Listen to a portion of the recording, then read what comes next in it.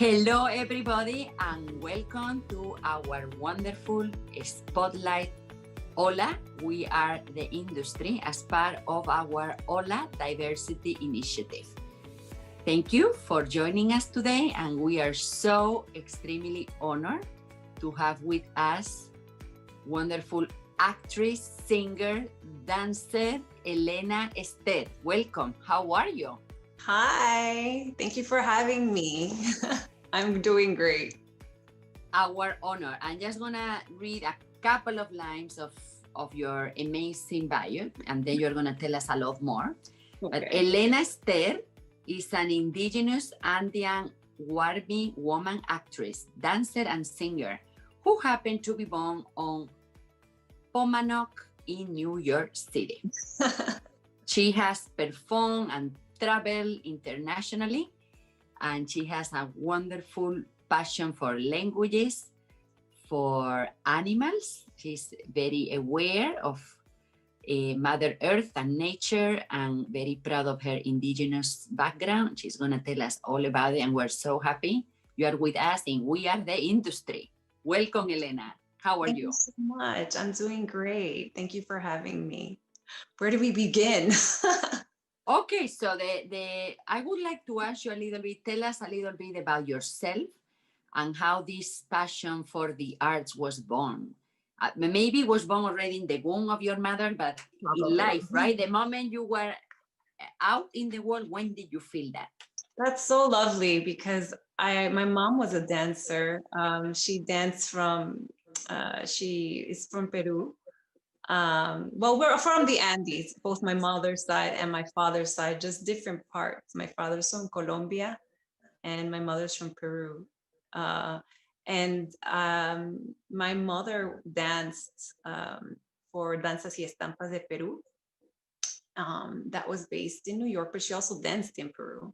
So I've always known about the dances. We dance huayno, huaylas, like balicha, and we've always had them in family parties. So it's always been a very intimate part of my growing up. My mom was an artist, even though, I guess my mom died a long time ago, actually. So I feel like we carry on. I have 3 sisters, and we both carry on parts of my mom. And I think the love for my tierra, my ancestral land, has stayed with me ever since I was small. I've always my mom didn't speak Quechua because, she was the firstborn in Lima, her generation. And as you can see, like even in the United States, when somebody comes and was born here, it's very easy to forget your language, right? So we see that a lot with first generation here. So it's the same thing there, where Quechua is inferiorized, not seen in part. Now there's a resurgence, I believe, and I've definitely been in touch with the diaspora, and also not just the diaspora, the people still living there. And I actually meet with a group weekly, more than once a week, to practice and to talk about things. And they're based in Peru, most of them, but obviously with Zoom, the biggest gift was that we have been able to reconnect. And I've been so happy reconnecting with everybody, all Quechua people from everywhere has been amazing. That's like the biggest gift that this has given to me. But going back, because I tend to go off on tangents. No, that's good. That's good. It's leading in the conversation. I like it. Yes, go ahead. Yeah, going back to where I started, it's, I think, my mom. I mean, my dad loved to dance too. Don't get me wrong. He definitely was, but my mom was definitely immersed in it. And since we were small, we were going into the parade, getting dressed up in different traditional vestuarios, and learning about our dances, our music, and just our culture. That is a little bit different than, I think, what the mainstream so-called Latino culture in the United States gets presented. So we don't get to learn about that. So I think this is a reason why this space was created for Quechua people, because we're not fully represented. And I don't think it's not anybody's fault. It's just that it's hard. There's so many, like, how many, if we ask like a, you know, a Latino, or so, you know, like wherever you call yourself, Hispanic or whatever, to name maybe 3 to 5 indigenous languages that maybe are not from your country, it's really hard. But if you look at how many are spoken, they're like, oh, like hundreds. Do you imagine that? Like how rich and how beautiful, how exciting is that? And you know, there's a lot of reasons why we don't know a few of them. So it's a very special time to, for me at least, to be in touch with this global community. And it's a través de, like, because of this, I guess, sad situation, like this reset, the shutdowns, that we have been able to connect in a way that we haven't been in before. Wonderful. So that's the positive side. And Yeah. I would like you to please talk about your project, the Quechua monologues, right? Yeah. Because I know that goes in alignment with you meeting with this wonderful group. And I'm so glad that the gift of the global situation, that's how I call it, the situation, not to add more negativity. It's that we've had the time to reconnect with so many people all around the world. So tell us about these monologues that you are writing in Quechua, and if possible, you can teach us a couple of words that we could all learn. Yeah. So I'm learning, you know, I'm reacquiring, and it's so funny because I've always said I'm relearning and reacquiring, and now I found people who say the same thing, and we didn't even know this about each other. It's so, I don't know, all these coincidences are just very exciting to me because I know I'm in the right place.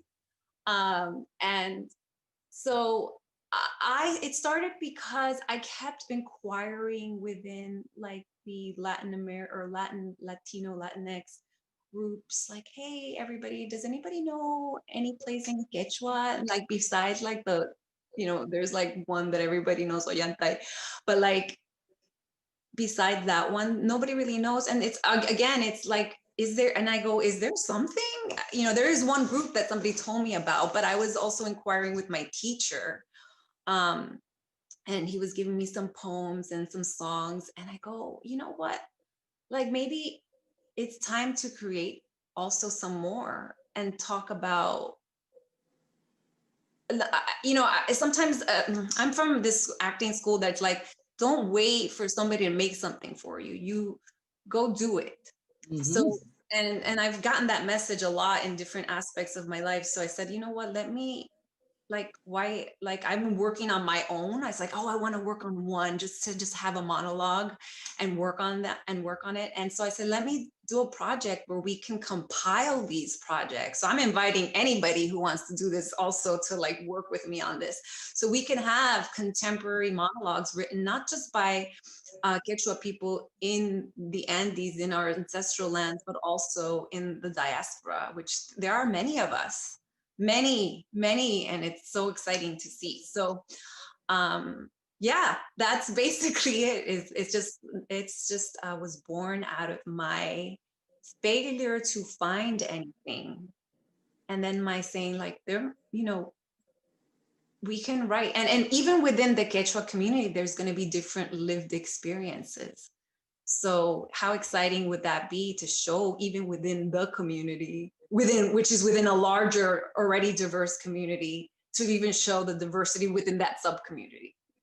I think that's beautiful. That's beautiful. And if you accept other actors who are, you know, willing to learn, we are all there. We love languages, you know, we love embracing diversity and how the beauty of everybody's culture. I think that is just, and you wanted to add something, go ahead. It's also to, like, not just visualize the identity of Quechua people, but also normalize the speaking of Quechua. You know that Quechua, and there are some people who, like, push back against it being known as una, like language that's originaria. Some people give it, they're like, it's just a language. Why you gotta, like, say it's originaria? You know, like, why is this music folklorico and this, it's also just music. So yes, besides that point, which I can talk about in another, like, that's another conversation. It's also to, like, normalize the speaking of that. Like, why there is, you know, there's a lot of, there's a lot of people who identify as Latino, Latinx that don't speak Spanish, and they're normalizing like, hey, why we don't need to speak Spanish, which is awesome, right? Because you're just recognizing that not everybody needs to speak Spanish. And there are people who are not even Spanish speakers, that they're monolingual Quechua speakers or Aymara or Guarani. You know, there's so many languages. So we want to, like, my idea is to normalize it. Do you know that Quechua, in terms of indigenous languages, and I already spoke about the caveat that I spoke about, but in terms of indigenous languages, Quechua is the one with the most speakers in the world. The most, the most, like that's incredible. How do we not have more work? I intended, one of my inspirations, and I want to give a big shout out to the people from my sumac, who it was initiative started at NYU. And they started, I think, 5 or 6 years ago, and I've only known about them 3 years ago, and I've been going every year. So this is the first year that they gave it virtually. I highly recommend it. My sumac, MAYSUMAK.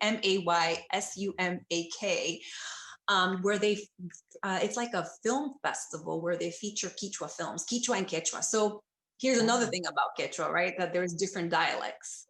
So I already know what my family spoke, but actually in this group, I'm learning Cusco. So it's not even Chanca, which is what my family speaks, but it's okay. Because once you learn one, you can start learning the differences. So there's, Quechua, which is like Ecuadorian, and then there's the Bolivian. There's so many different dialects. So that does make it difficult to say like this is how you say something in Quechua, but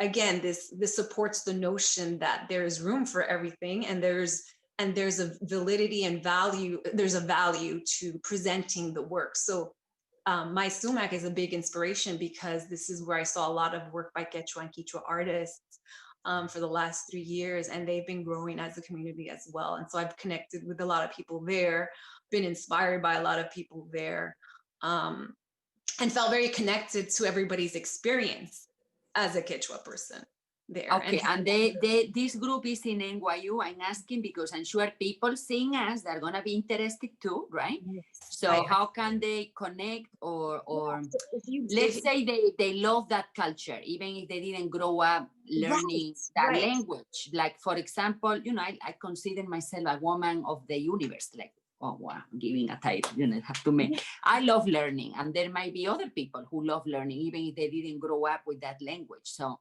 how can they connect to these groups that, so they teach different languages, or yes? Okay, so my sumac is the group in NYU. Yes, they have their own Quechua program, but that's it's part of NYU. This started as a student initiative, and I don't feel like I should speak about it, that like to explain them. I'm not even like, I've gone as an attendee, and I've connected with certain people, but like I'm not part of the initiative, at least not yet. Or at least not, I haven't been involved in the organization of it, but I highly recommend them because they have a film showcase every year where they showcase short and a feature film, some feature films written by Quechua and Quechua filmmakers, artists, actors. And so they have that film. And this is the first year that it was just in, I believe, November, the end of October, that they had a 3-day film showcase for 3 Fridays in a row virtually. And I think you could still see them in YouTube because they've done it virtually this year. And they do it in English, Spanish, and Quechua. So wonderful.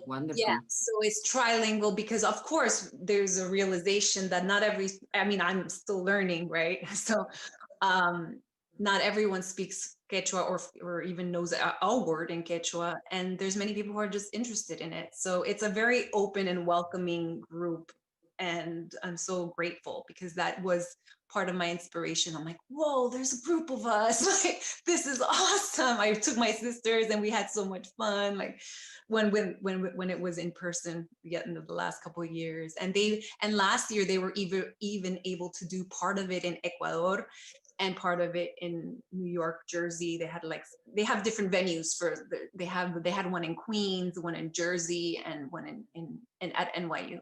So it's a lovely group. It's called My Sumac, MAYSUMAK.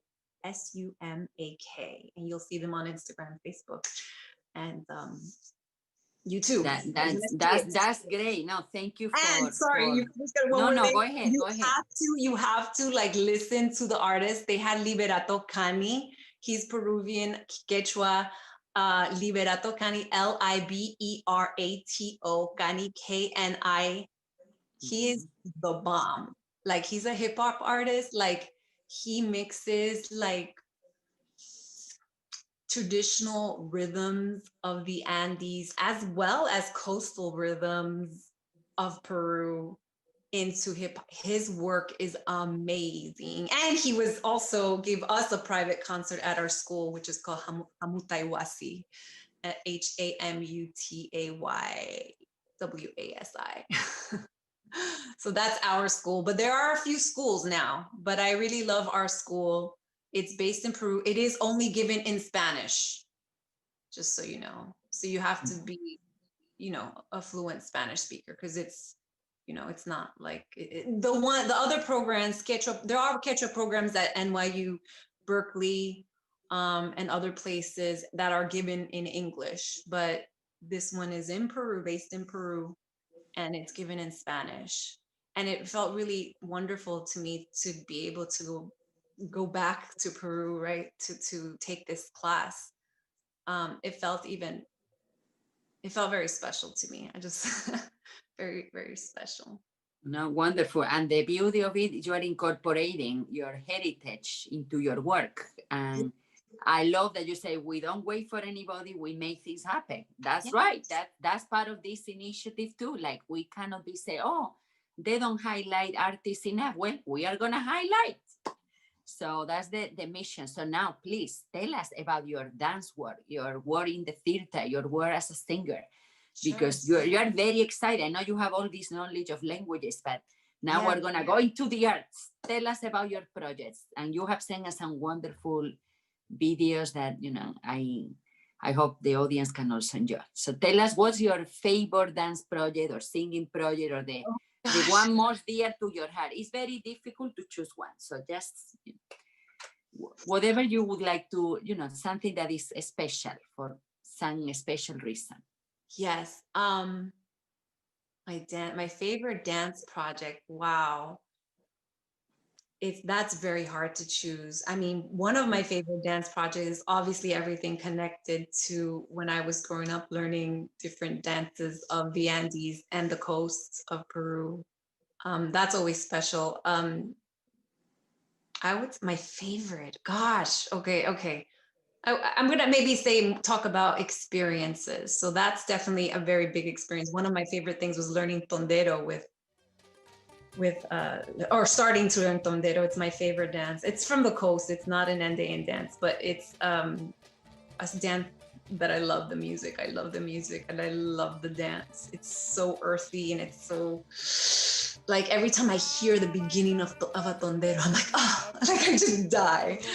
So that's one. And then I think my salsa journey has definitely been such a blessing, because my salsa journey has opened the doors for me as a dancer in the terms of, and also has allowed me to accept myself as a dancer. I'm so hard on myself. Do you know how long it took me to like say I'm a dancer? Like, even, it's like, oh, how can I say I'm a dancer? How can I say I'm an actress? How can I say I'm a singer? I mean, it's, I can talk so much about that. But my salsa journey started, like, I was just like a social dancer sneaking into the clubs, the Colombian clubs up in Queens, because they let us in because we're cute, like not checking our IDs back in the day, like dancing salsa, feeling like, and then eventually I started taking classes with the Mambo King and his wife, the Mambo King and Queen in New York, which is Eddie Maria Torres. And wow, that just opened my world to like the beauty and versatility of the dance and what flavors you can bring into it. The fact that there is a structure to it, but within that structure, there's so much room for playfulness. You can bring whatever your background is as a dancer, hip hop, flamenco, you can bring that into salsa. And it allows you that space. It allows you the space to be you. And the biggest thing that I got from there is this beautiful idea of connecting with another human. Like you learn the technique. Like people don't respect sometimes that there's technique to it. And sometimes people brush it off like, oh, I don't want to be these ballroom salsa dancers. It's not. If you look at this hardcore salsa, New York salsa, like it has a lot of heart and soul. And it has a lot of flavor. Like, I mean, the flavor is known throughout the world. And the most beautiful thing is that when you learn the technique, so you're not thinking about it, you can be free to play with your partner and respond. You're talking. So even if I'm a follower, I'm talking to my partner. We're playing off each other. And that is like a dream. So when you have that one dance, it's like you go off into playland and then you thank your partner and you go to you find another partner. But you do need to have some technique. Now, this is not to say that not everyone can enjoy salsa. I don't care if you have never taken a class. Salsa is for everybody. Every dance is for everybody. And it's almost like music is for everybody, but there are people who study it so much and they do the scales, right? Jazz musicians, when they jam, they're so free, but guess what? That's because they did the scales for so long. Ballet dancers or any dancers, they're free, right? They can do all this stuff, but that's because they did their pliés or whatever basic exercises you need to do. So I always say, like, we need to respect the cultural dances as well, the salsa, the huayno, the vallenato, like every dance, quebradita, bachata, every dance has a technique, even though, sometimes we kind of like write it off, like, like, oh, it's so easy. No, yes, it's accessible and it has a technique and you can improve in the technique. So I'm very passionate about partner dance. And actually that's the thing that has taken such a hit since March, since all the shutdowns. And for people who live and breathe salsa dance, and not just salsa, I dance forró. I learned that in Portugal, even from Brazilians, of course. I dance kizomba, samba. I would love to dance samba de gafieira. Oh my God. I danced a little Lindy Hop, but mostly collegiate shag. So I had a partner and we did some collegiate shag. So I've been blessed to dance different partner dances.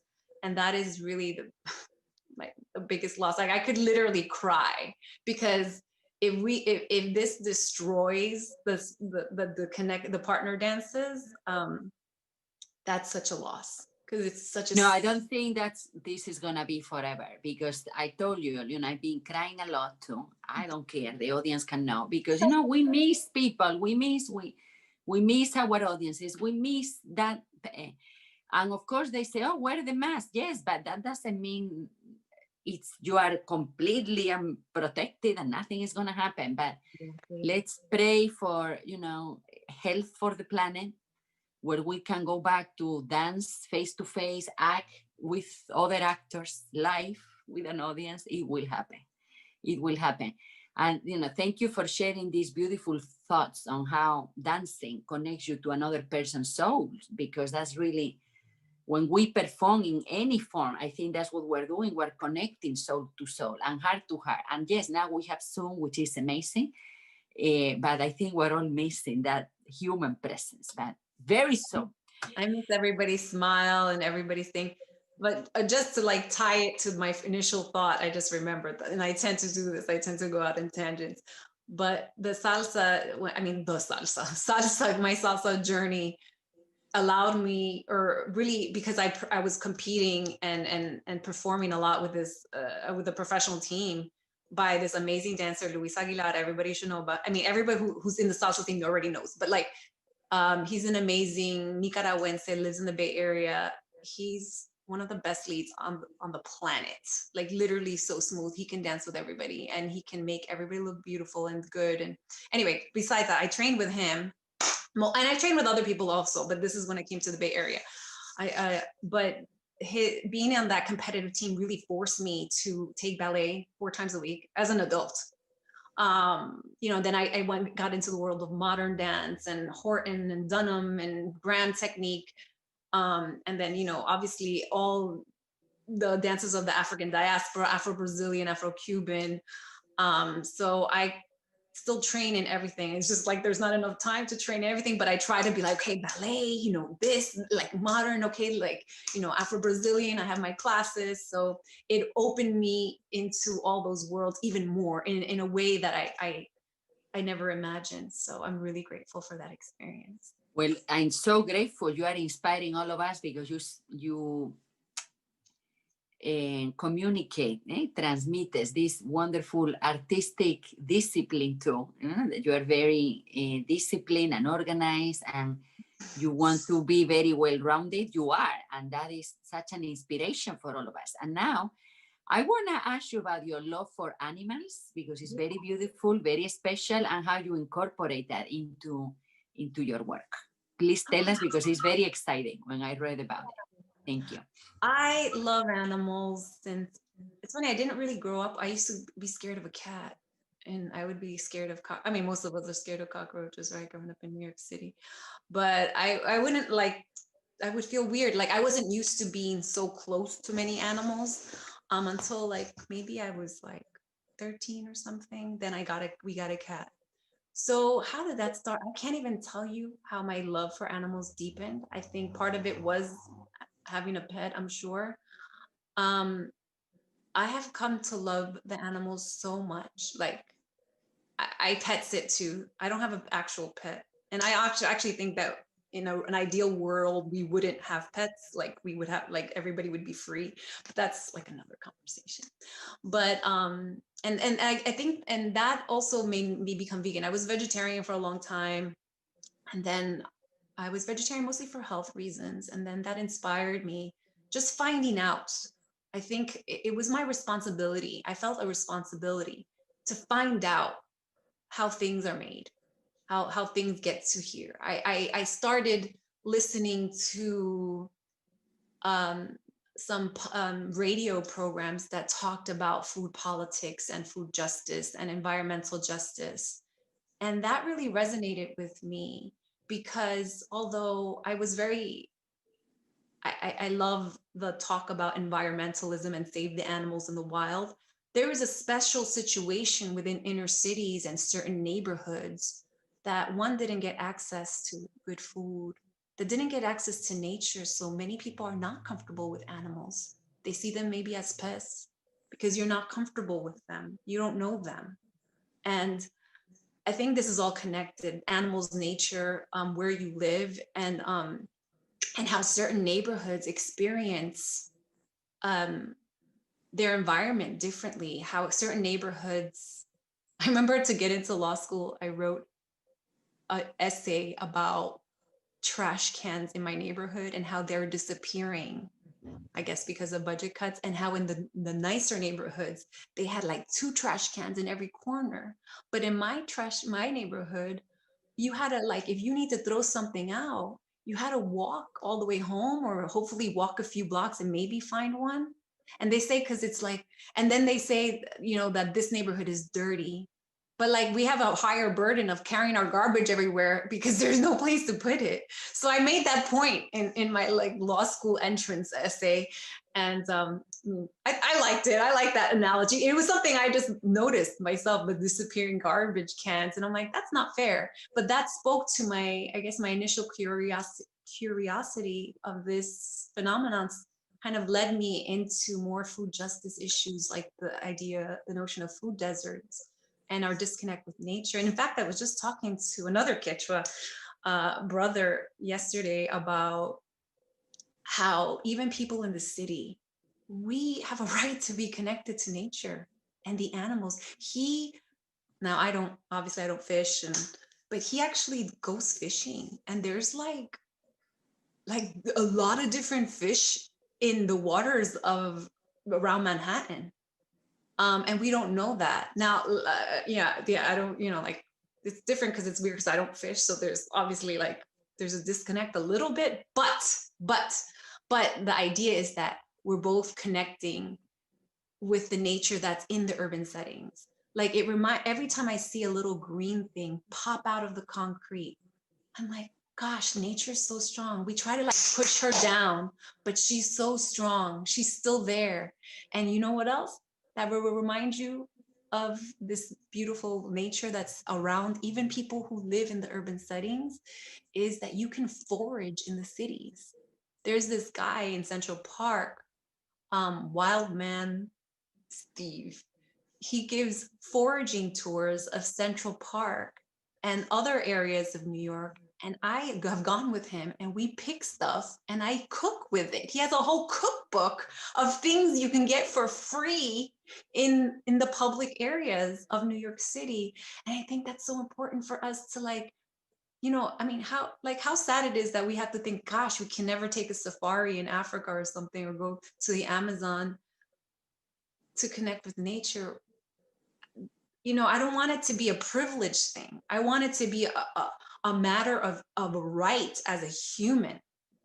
So that's a whole prefacing for the idea that I find animals in nature and us as human, because we forget we're animals, to be very connected. So how does that inform my work? Well, I have a project that I'm making, and it's more of a documentary, because it's, you know, as an actor, I have had ideas about like how to create my own content regarding how I feel or how I see things.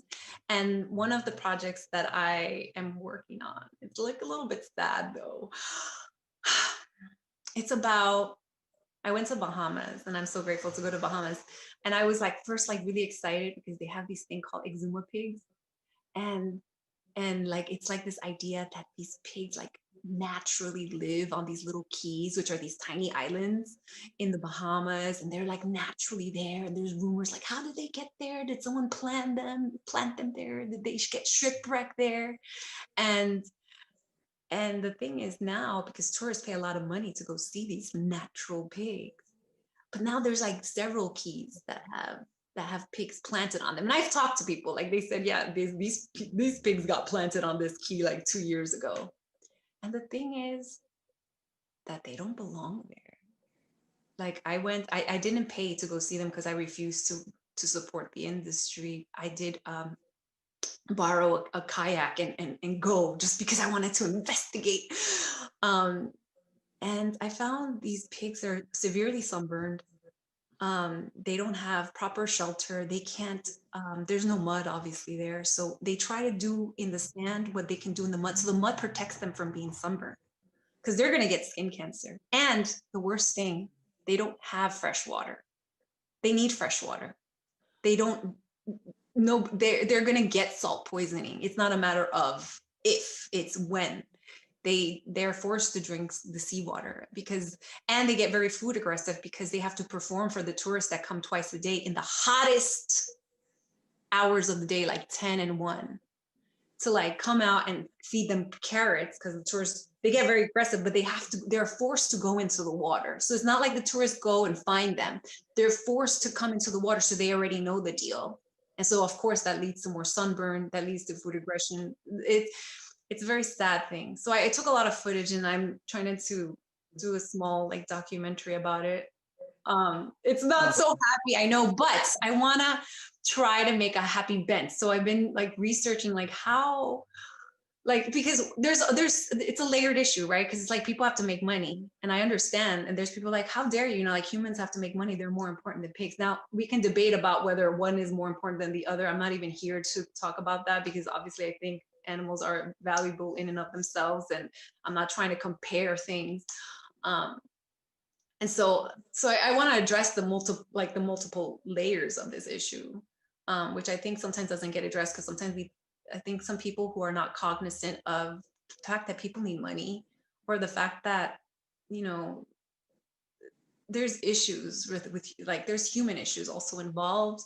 And so I feel like then that's where humans get disconnected. They're like, well, they're not addressing the human issues. And so I want to kind of like address it from a a different perspective given my experience. But yeah, so that's like in terms of that. But in terms of other like acting work, I'm like, I've luckily been working with like a lot of vegans actually. So it was fun, and hopefully I'd love to do like a project on something like that. But yeah, so there's a lot to do. Well, Elena, you are amazing. I mean, I'm so glad I meeted you to do you are a woman of so many layers and colors and awareness, because of course we understand everybody needs a job, but we are not the owners of the planet either. We live in the planet with plants, with humans. Oh, sorry, we are humans. With animals, I meant to say, with nature. And we really need to find a way to all co-live, cohabit, right? In a peaceful, harmonious way. And yes, maybe I'm dreaming, but I believe in dreams. I believe everything is possible if we put a little bit of effort into it. So I'm so glad that you as an artist are doing all of this and saying all of this. I mean, I was going to ask you about your dance projects, and look, here we are with these amazing other wonderful ideas that we need to think about, And nobody thinks about that. I'm glad you said that, because I do agree. It's like we do actually as humans have ethical boundaries. That's why we don't use child laborers, right? Because we can, right? If we're saying like, yeah, we need a job or we need efficiency, we put people there, or we make them work, 20 hours a day for efficiency, right? People need jobs. So we are already putting ethical boundaries on our behavior. And I just want to expand that to include these sentient beings. Pigs are super smart. And sometimes we put our own view about how smart an animal is because we're viewing it from a human perspective. But let me put it to you this way. Let's pretend that the dogs get to decide what's intelligent. And for measures of intelligence, they say, well, if this human sniffs, like if they use their smell senses like we do, that means this human is smart. Did you know that dogs can tell by the pee scent, like they can tell who's who, like that they can differentiate pee scents? Imagine humans could do that. Imagine we were judged because we actually can't do that. Or some people's like, we always look at it from our point of view. And this is why I also try to understand why people push back against certain things. Because I was the same way. I've eaten meat all my life. Most of my life, obviously not now. So I understand, and I understand that there is a need for people who are just like, veganism. I think that there's a place for them. And because actually I had to look at this, for me to transition and to remind myself, I actually looked at the factory farm videos and like that gross, like very hard to see stuff. I actually put myself through it because I'm reminding myself why I'm doing this. But that was my process.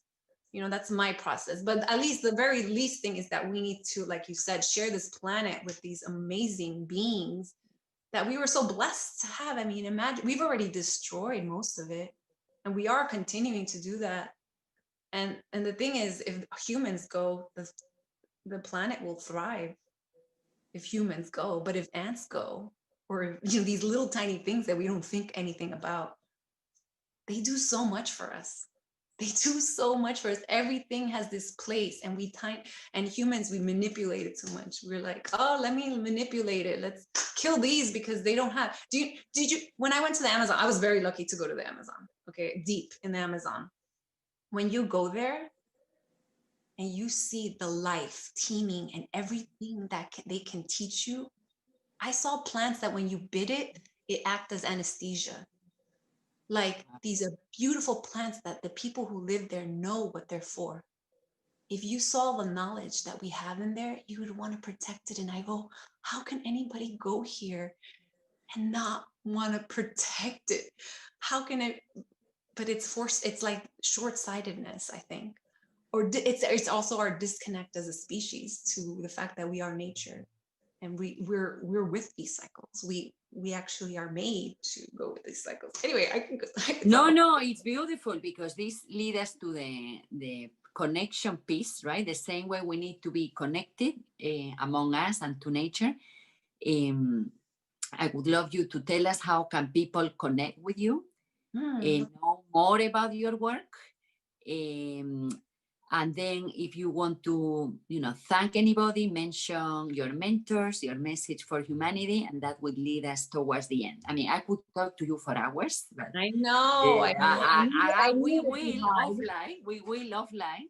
But so how can people connect with you and get to know more? Because, you also have done great work in the theater. We didn't get to talk about that. But, they can see more in the theater, en el teatro, right? Yeah, You've done a lot of, and in films, en películas, and so much. There is so much to you. So how can people find more about you? There is more. Okay, well, in terms of quickly, I can mention that I have my first feature film. It's an independent film, and I'm the protagonista, one of the protagonistas, the main characters on it, and it's called My Culture, and it's on Amazon Prime. So if you want to check that out, it's there. So you can see me there. And I'm Elena Estér 8, Elena Estér 8 on Instagram. I'm working on my website. I'm so sorry, but I will have a link tree there. So that will probably be the best thing to keep in contact. I've made a Quechua monologues, the Quechua monologues Instagram, but again, I'm still working on the monologue with my teachers. So, but if there's anybody interested in collaborating, getting in touch with the diaspora, or just, I'm actually looking for somebody to help me with the pig documentary. Or if you want salsa lessons, hit me up. Yeah, there's so much to talk about, and I'm so glad to have this opportunity and to meet you. And really, I've known about HOLA for a long time, actually. Ever since it's like, should I try to become an actress?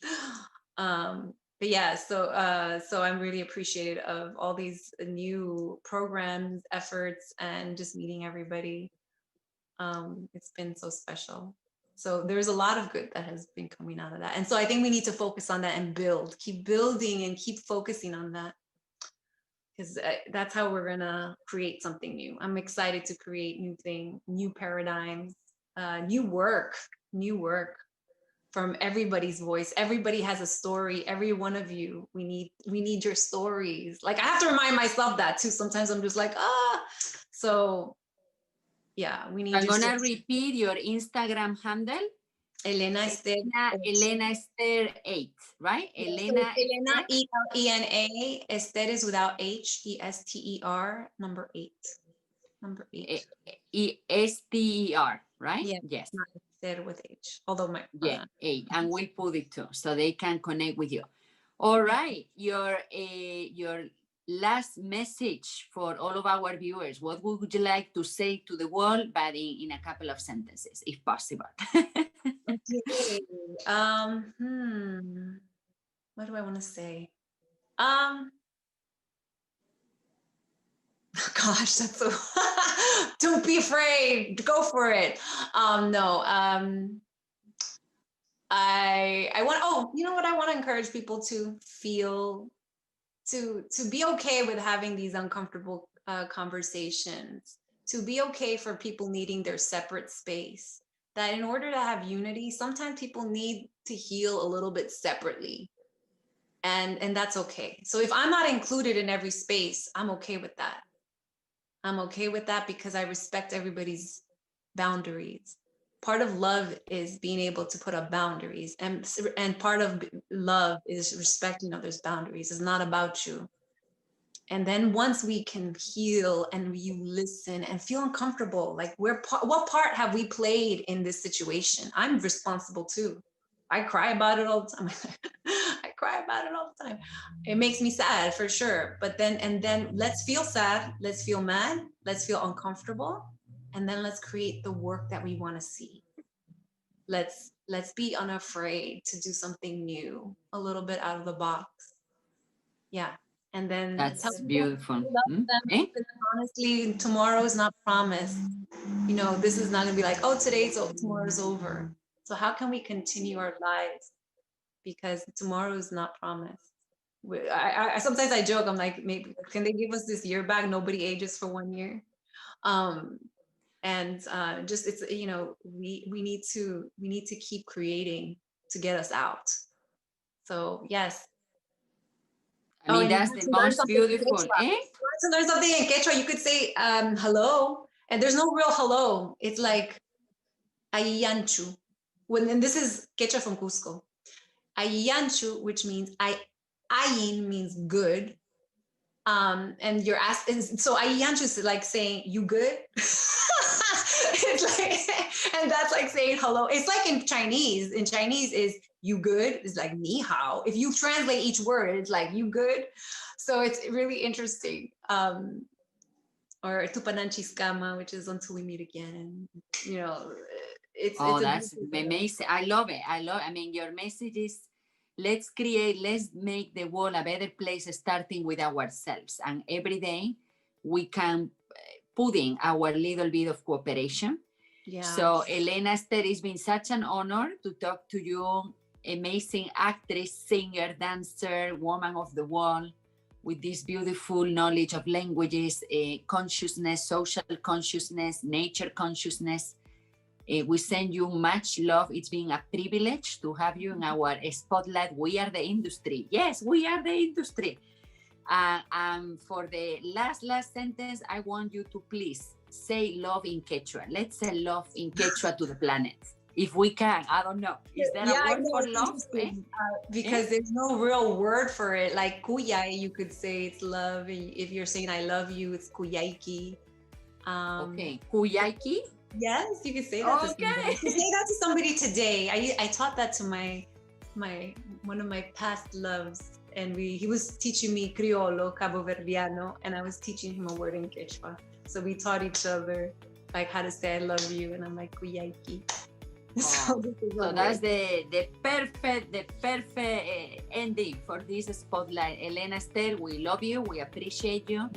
We send from HOLA Diversity Initiative all of our support for all of these wonderful projects, and we'll definitely keep in touch. And to our viewers who tune in with us, we love you, we appreciate you, thank you, thank you, thank you. And this is Ima, I forgot to say my name. This is Ima, who is so honored to be with all of you and our wonderful guest today, Elena, Estér. Many blessings to all, and we'll see you soon. Thank you. Gracias.